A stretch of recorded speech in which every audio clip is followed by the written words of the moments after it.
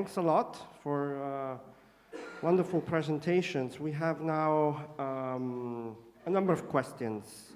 Let me start with the first one for Agata and Kevin. How do you consider search in e-commerce is the question. In e-commerce platform, the consumer chooses to search on Amazon or Alibaba, perhaps purchase directly from there and not to use Google. So it's probably a question about some of the limitations of your research. What's your point of view on that? So when we are looking at search, we are looking at it from a holistic point of view. And depending on where the consumer is and where do they want to interact with our products, that's what we optimize towards. So yes, some consumers are going to e-retail to understand the impact of the e-retail search.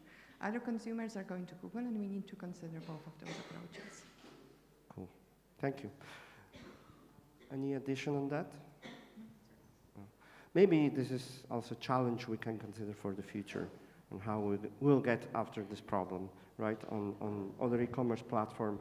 Again, another question for you is about whether in some of the regions, AB regions where you did not consider search, whether sales went down. Sure. So, yeah, it's a really good question. And it's something that really came up at the start when we were designing the analysis. We don't want measurement to damage sales. We don't want these experiments. So the way we set it up is that we looked across, we had multiple regions, but we avoided the really high population regions. We went for the lower density regions. And this is where the experiment was really set up. And we did counteract some of that drop in investment in search, went into different activities. So overall, it didn't have a negative impact on sales. Good. I have a question for Jared and for Adam. Your presentations were about change management, I would say, because both Jared, with your application, you were able really to cut through the difficulty of communicating data science team and the client, and on the other side, Adam, with your example and your use case, you were also able to provide tools to the management in order to change things. Typically, there are two different approaches on that. Sometimes it is bottom-up. It comes from a specific project, and let's say the mid-level management thinks about a project and how that project could bring changes into your organization. And sometimes it's the other way around.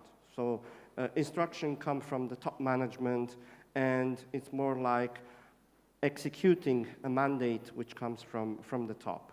In your experience, and this is probably a question for all of you, in your experience, what way works best, or what way is it more enjoyable as well, from your point of view? Who wants to go for it? I guess I'd say every organization is different.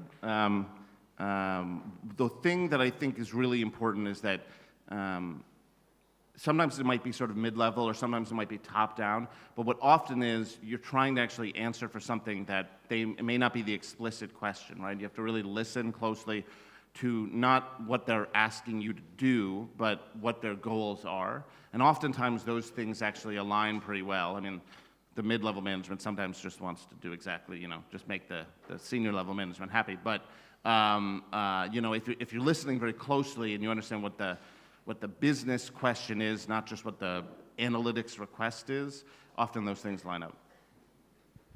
Yeah, no, I definitely agree. I certainly prefer to have that top-down approach, to have the cover and to have it come down from senior leadership. But as the world in which we're operating in and the channels that we work in are getting more and more complex, it's not realistic to expect the leaders to always have the perfect holistic top-down vision. It is inevitable that some of this will come from the bottom up. And so certainly, and these bottom-up strategies, while obvious, sometimes more modest, get immediate traction and can often drive upward. And so really, we have to have both in order to transform the organization. Very good. Agata, you wanted to add something? Yes, I think the best approach is when it comes from both sides. So when we have a vision at a top level to showcase that it is important, that digital innovation and strategy is important, and change is the direction that we want to go into. But then the passion of our brand builders, the passion of our teams to come and make it happen is the driving force for the transformation. Right. Thank you all. It was great to have you on stage. A round of applause, please, for our speakers. Thank you.